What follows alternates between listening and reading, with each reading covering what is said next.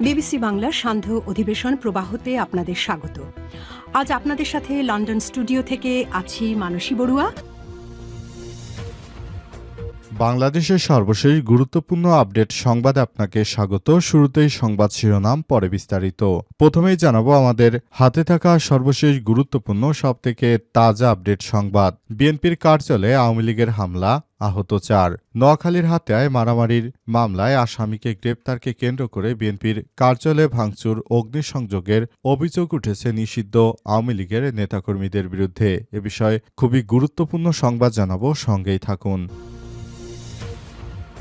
এরপর জানাবো প্রথম আলো এবং ডেইলি স্টারে হামলা গণতন্ত্রের জন্য এক ভয়াবহ মুহূর্ত, বললেন ইউ রাষ্ট্রদূত। প্রথম আলো এবং ডেইলি স্টারের উপর হামলাকে গণমাধ্যমের স্বাধীনতা এবং মত প্রকাশের অধিকারের উপর সরাসরি আঘাত হিসেবে আখ্যায়িত করেছে ঢাকায় নিযুক্ত ইউরোপীয় ইউনিয়ন ইউ রাষ্ট্রদূত মাইকেল মিলার। তিনি বলেছেন, এই ধরনের ঘটনা বাংলাদেশের গণতন্ত্রের জন্য একটি ভয়াবহ সংকট তৈরি করেছে। এমন ঘটনার পুনরাবৃত্তি তারা আর দেখতে চান না। এদিকে হাদির খুনি ভারতে থাকলে বন্দি বিনিময় চুক্তির মাধ্যমে তাকে ফেরত আনুন, বললেন জামাতের সেক্রেটারি জেনারেল। ইনকিলাব মঞ্চের মুখপাত্র শরীফ ওসমান হাদির খুনিরা ভারতে চলে গিয়ে থাকলে বন্দি বিনিময় চুক্তির মাধ্যমে তাদেরকে ফেরত আনতে সরকারের প্রতি আহ্বান জানিয়েছে বাংলাদেশ জামাত ইসলামের সেক্রেটারি জেনারেল অধ্যাপক মিয়া গোলাম পরোয়ার। এবারে জানাবো বগুড়া ৬ আসনে তারেক রহমানের পক্ষে মনোনয়ন তুলেছে বিএনপির নেতাকর্মীরা।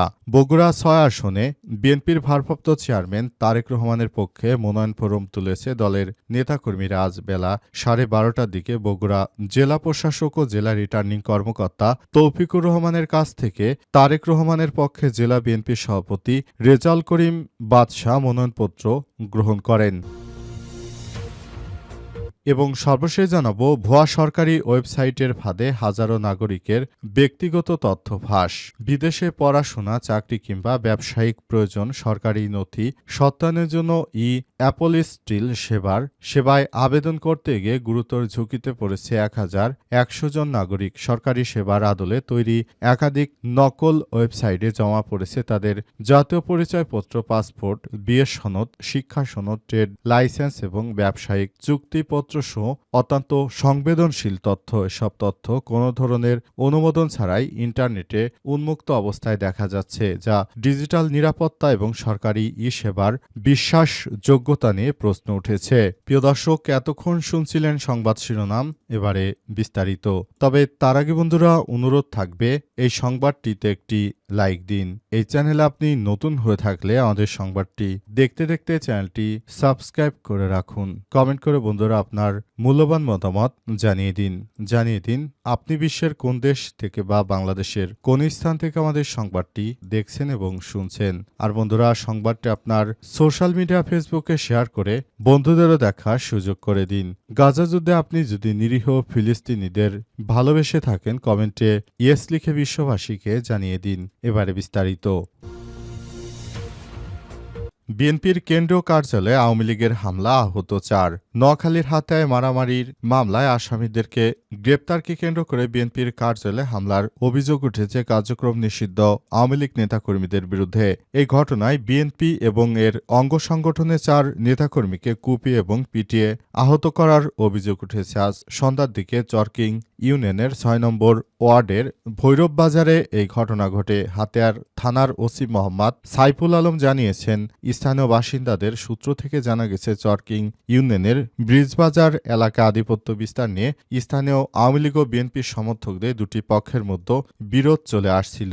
এর জেরে 13ই ডিসেম্বর রাত 8টার দিকে ইউনিয়ন স্বেচ্ছাসেবক দলের সদস্য মোজাক্কের বাড়িকে কুপিয়ে জখম করার অভিযোগ উঠে আওয়ামী লীগের নেতাকর্মীদের বিরুদ্ধে। ঘটনায় ইউনিয়ন আওয়ামী লীগের দপ্তর সম্পাদক আবু তাহের সহ 13 জনকে আসামি করে মামলা করে মোজাক্কের। গতকাল শনিবার সন্ধ্যায় হাতিয়া থানা থেকে পুলিশ ওই মামলার তদন্ত করতে ঘটনাস্থলে আসে। বিএনপির নেতাকর্মীদের অভিযোগ, তদন্ত শেষে পুলিশ সদস্যরা চলে যাওয়ার পর আবু তাহেরের অনুসারীরা তারা বিএনপির কার্যালয়ে হামলা ভাঙচুর ও আগুন ধরিয়ে দেয়। এতে চরকিং ইউনিয়ন কৃষক দলের সদস্য শাহরাজ 32, রুবেল 35, মনির 36 সহ মোট 4 জন গুরুতর আহত হয়েছে। তাদেরকে উদ্ধার করে উপজেলা স্বাস্থ্য কমপ্লেক্সে ভর্তি করা হয়েছে। প্রথম আলো এবং ডেইলি স্টারে হামলা, গণতন্ত্রের জন্য ভয়াবহ মুহূর্ত, পরিদর্শক ইইউ রাষ্ট্রদূত। প্রথম আলো এবং ডেইলি স্টারের উপর হামলাকে গণমাধ্যমে স্বাধীনতা এবং মত প্রকাশের অধিকারের উপর সরাসরি আঘাত হিসেবে আখ্যায়িত করেছে ঢাকায় নিযুক্ত ইউরোপীয় ইউনিয়ন এর রাষ্ট্রদূত মাইকেল মিলার। তিনি বলেছেন, এই ধরনের ঘটনা বাংলাদেশের গণতন্ত্রের জন্য একটি ভয়াবহ মুহূর্ত তৈরি করেছে। এমন ঘটনার পুনরাবৃত্তি তারা আর দেখতে চায় না। আজ দুপুরে রাজধানী কারণ বাজারে প্রথম আলো কার্যালয় পরিদর্শনে গিয়ে সহমর্মিতা প্রকাশের সময় তিনি এসব কথা বলেন ইইউ রাষ্ট্রদূত। গত বৃহস্পতিবার রাতে প্রথম আলোর কার্যালয়ে সন্ত্রাসী হামলা ও অগ্নিসংযোগ লুটপাটের ঘটনার তীব্র নিন্দা ও প্রতিবাদ জানিয়েছে তারা। ইউরোপীয় ইউনিয়নের নেতারা জানিয়েছে, বাংলাদেশে বর্তমানে যে ধরনের অনাকাঙ্ক্ষিত ঘটনা ঘটছে, সব অনাকাঙ্ক্ষিত ঘটনা দেশটাকে আরও নাড়িয়ে দিচ্ছে। তাই সবাইকে বলতে চাই, গণতন্ত্রের পথে এই ধরনের বাধা সৃষ্টি কখনোই উচিত নয়। আর যে বা যারা এসব ঘটনা করছে তাদেরকে বলতে চাই, সবাইকে আরও বেশি দায়িত্বশীল ভূমিকা পালন করতে হবে। শুধুমাত্র ভাঙচুর করে কোনো কিছু সমাধান করা যায় না। তাই ভাঙচুর নয়, বরং এসব বিষয়গুলো নিয়ে আরও জটিল সব সমীকরণ থেকে সবাইকে কাজ করতে হবে। দেশের অভ্যন্তরে সবাইকে আরও বেশি সতর্ক থাকতে হবে। দেশটা আমাদের, সুতরাং এই ব্যাপারটি নিয়ে আমাদের সবাইকে আরও বেশি দায়িত্বশীল ভূমিকা পালন করতে হবে। দেশের মানুষকে নিয়ে আমাদের কাজ করতে হবে। নতুন বাংলাদেশ গড়ে তুলতে চাই, তাই বিষয়গুলো নিয়ে আমাদেরকে আরও বেশি ভাবতে হবে। হাদির খুনি ভারতে থাকলে বন্দি বিনিময় চুক্তিতে ফেরত আনুন, জামাতের সেক্রেটারি জেনারেল। ইনকিলাব মঞ্চের মুখপাত্র শরীফ ওসমান হাদিকে যারা হত্যা করেছে তাদের বিরুদ্ধে সরকারকে আরও বেশি দায়িত্বশীল ভূমিকা পালন করতে হবে। সরকারকে বলতে চাই, যে বা যারা এই ধরনের হত্যাকাণ্ডের ঘটনা ঘটিয়েছে তাদের বিরুদ্ধে অ্যাকশনে যেতে হবে। নতুন বাংলাদেশ গড়ার জন্য আমাদেরকে আরও বেশি দায়িত্বশীল ভূমিকা পালন করতে হবে। হাদির হত্যাকারীরা তারা পৃথিবীর যে জায়গায় পালিয়ে থাকুক না কেন, সরকারকে তাদেরকে ফেরত আনার ব্যাপারে সর্বোচ্চ প্রচেষ্টা অব্যাহত রাখতে হবে। সরকারকে বলতে চাই, তিনি যেন নতুন বাংলাদেশ গড়ে তোলার ক্ষেত্রে আর কোনো কার্পণ্য না করেন এবং এ ব্যাপারটি তিনি দ্রুততার সঙ্গে বাস্তবায়ন করেন। কারণ নতুন বাংলাদেশ গড়ে তোলার জন্য আমাদের সবাইকে আরও বেশি দায়িত্বশীল ভূমিকা পালন করতে হবে। ভারতের সঙ্গে যেহেতু বাংলাদেশের বন্দি প্রত্যর্পণ চুক্তি রয়েছে, সুতরাং এই বন্দি প্রত্যর্পণ চুক্তি অনুযায়ী সবাইকে আরও বেশি দায়িত্বশীল ভূমিকা পালন করতে হবে এবং সবাইকে একযোগে কাজ করতে হবে।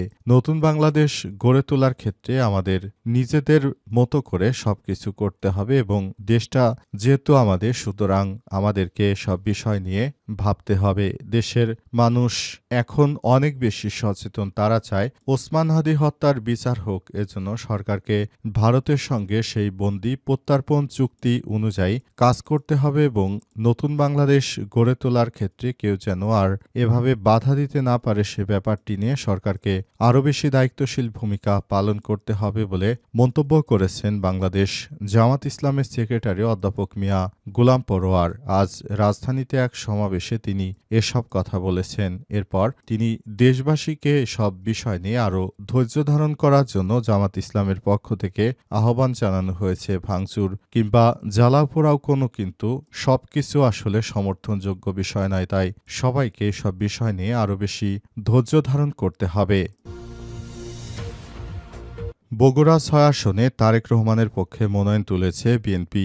বগুড়া ৬ আসনে বিএনপির ভারপ্রাপ্ত চেয়ারম্যান তারেক রহমানের নামে এবার মনোনয়ন তোলার সিদ্ধান্ত নিয়েছে বিএনপি। বিএনপির পক্ষ থেকে আজ এক সংবাদ বিজ্ঞপ্তিতে বিষয়টি নিশ্চিত করা হয়েছে। যেহেতু তারেক রহমান বর্তমানে লন্ডনে অবস্থান করছেন, আগামী ২৫ তারিখ বড়দিন তারেক রহমান বাংলাদেশে ফেরত আসবেন। তারেক রহমান বাংলাদেশে ফেরত আসার পরই দেশের প্রতিটি মানুষ বিএনপির ভারপ্রাপ্ত চেয়ারম্যান তারেক রহমানকে নিয়ে যে স্বপ্ন দেখছে, সেই স্বপ্ন বাস্তবায়ন করতে চায়। তারা বিএনপিকে ভালোবাসে এবং বিএনপিকে নিয়ে তারেক রহমান যে স্বপ্ন দেখছেন, তিনি নতুন বাংলাদেশ গড়ে তোলার যে প্রচেষ্টা চালাচ্ছেন সেটি বাস্তবায়ন করতে হবে। সেজন্য তারেক রহমান আগামী ২৫ তারিখে বাংলাদেশের উদ্দেশ্যে রওনা হবেন লন্ডন থেকে এবং সে অনুযায়ী সব রকমের প্রস্তুতি গ্রহণ করেছে বিএনপির নেতৃত্ববৃন্দরা। বিএনপির পক্ষ থেকে সব বিষয় নিয়ে ইতিমধ্যেই জানানো হয়েছে এবং সবাই বলছে যার যার জায়গা থেকে বিএনপির নেতৃত্ববৃন্দকে আরও বেশি সতর্ক থাকতে হবে এবং